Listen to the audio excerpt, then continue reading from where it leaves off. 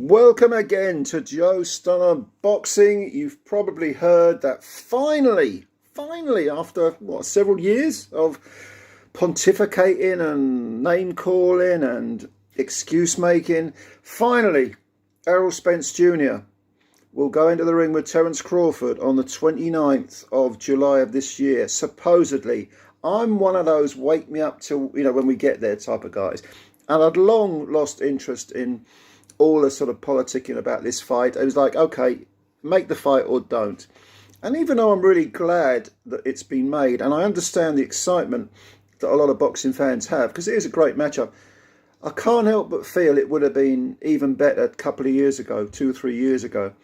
And that possibly, if it was a great fight, these two could have had a trilogy, If it's a close fight, get in the ring again, maybe it's one each, have a rubber match. It's that type of thing. It seemed that they could have really had a great little series here, and they've kind of put the kibosh on that. But all right, let's be positive. They're finally going to do it, supposedly. So let's have a little thing. I'm not going to make a prediction at the moment. I've got it in my head who I think might win, but I want to see how things unfold as we creep towards the fight itself, because it's 2 months away. A little over 2 months away, and it's a great fight.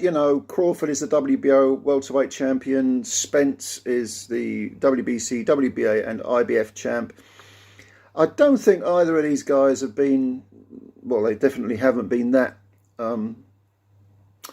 active in recent years. Spence's last fight was against Yordenis Ugas, who came off that victory over Manny Pacquiao.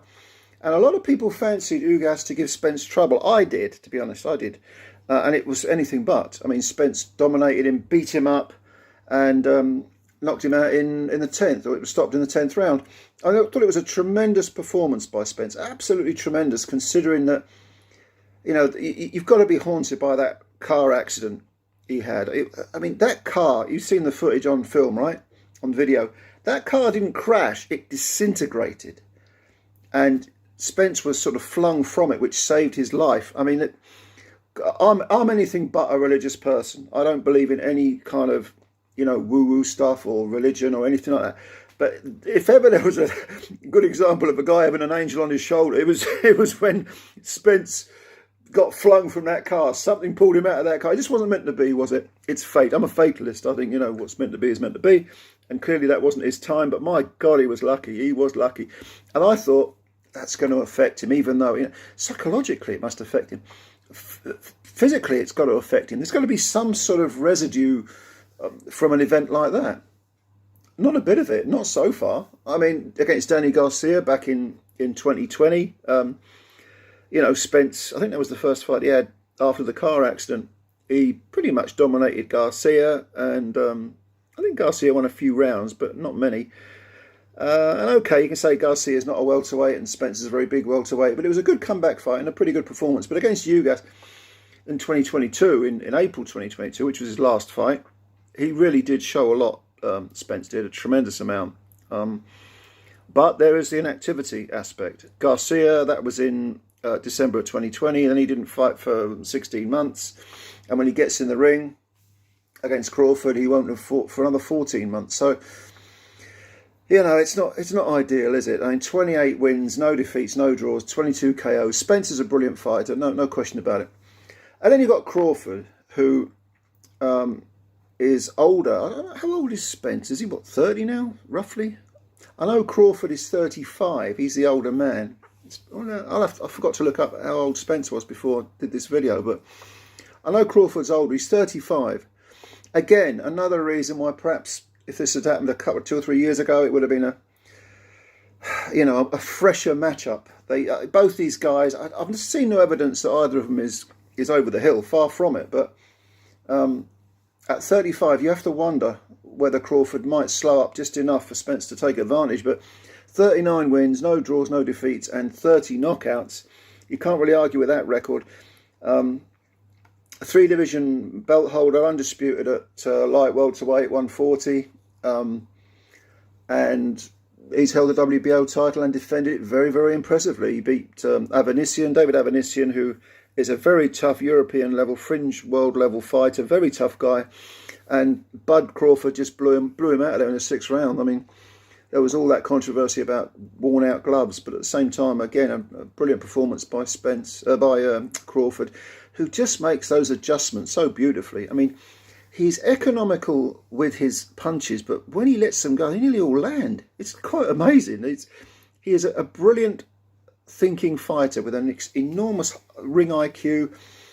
Prior to the Avanesian fight, it was Sean Porter. That was in 2021 in November. So again, you know, just over a year between those two fights. But at least when he gets in the ring with Spence, it will only have been, you know, 7 months. So you could argue he's got that activity thing a little bit over Spence. And prior to that, it was Kell Brook in 2020, which was, you know, Brook had seen better days and was damaged goods. Stopped him in 4, although Brook did okay, you know, at the start of it. And, you know, Crawford as a welterweight has really shone. I mean, okay, you can say that Brook was damaged goods. Amir Khan was at the end of his career. He stopped him in 6. Kavalauskas got done in 9. And, you know, prior to that, he unified the light welterweights. Prior to that, it was lightweight. And he did pretty good. When you think about it, as a lightweight, God knows how he made lightweight. I mean, it's quite amazing because the guy, there's not an ounce of fat on him at welterweight, but he boiled himself down. He was in he won the fight. He won the title, the WBO lightweight title, off Ricky Burns, and Burns went the distance, which now looks kind of impressive for Ricky. But then Crawford defended against Yuriokis Gamboa. And for a moment, he was in one of the rounds. I can't remember which one, but he kind of was a little bit perturbed, a little bit shaken by some of Gamboa's work. And I think, with the benefit of hindsight, that was the weight, because he must have struggled to make lightweight. Even then, he was, you know, getting rid of people like Raimundo Beltran. I mean, he went the distance. Beltran again. These fighters, Burns, Beltran, they were going the distance. Would they go the distance with a stronger Bud up at light welter or welterweight? He seems to have grown into his body, and just to, you know, he's gotten better and better, and he's taken up. In fact, the power's increased as he's gone up in weight, probably because he was boiling himself down too much. So, I mean, this is a great fight. They're both great fighters. They're both tremendous champions. It's one of the fights we wanted to see. My immediate reaction. This is not a prediction because I'm going to leave the prediction to closer to the time, to the week of the fight, because I like to see how training goes. I like to try and read between the lines of the attitudes of the guys and so on.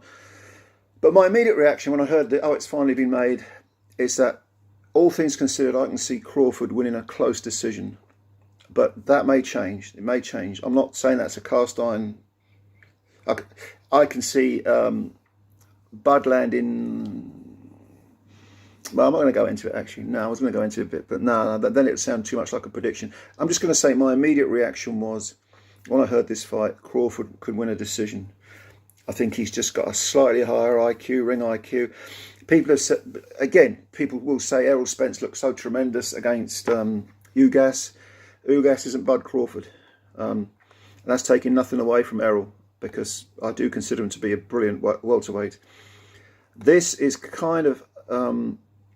what would you compare it to? Would you compare it to Leonard versus Hearns? I wouldn't, because I think these two guys are much older.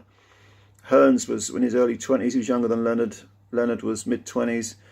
You're talking about Crawford, who's mid-30s, and Errol Spence he must be at least 30 now. Again, I forgot to look, but these two guys have had very, very lengthy, sterling careers, whereas Leonard and Hearns, even though Leonard, I think, had already beaten Wilfred Benitez and a couple of other decent names, and Hearns had knocked out, who am I thinking of? Pupino Cuevas in 2 rounds, a long-term champion. They were both young, and they both had it all to come. So they were meeting very early in their careers. I wish that had happened with Spence and Crawford. I wish they'd met earlier in their careers, because they could have had this tremendous Leonard-Hearns-like rivalry that would have been spread over, you know, at least 2 fights rather than 1.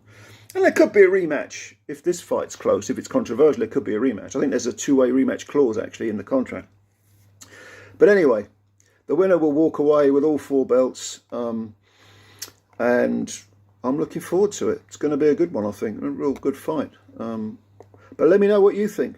Are you excited for the fight? Do you think it's a little bit past its sell-by date? Maybe you do think it's a bit past its sell-by date, like kind of I do, but you're still excited for it, which is fine. Yeah, leave your comments below. I want to hear them. And I'm not going to ask you to make predictions because perhaps you're like me and you like to wait a little bit. But if you want to tell me who you think is going to win, by all means do that. You say whatever you like. You say this is your channel as much as mine, so you leave your comments below. And thank you for listening, and thank you for subscribing. If you're new to the channel, you could hit the subscribe button. That's a big old help. And also the like button as well. That helps us out. I just want to build the channel up. Thanks for your time as always. Looking forward to your comments, and bye for now.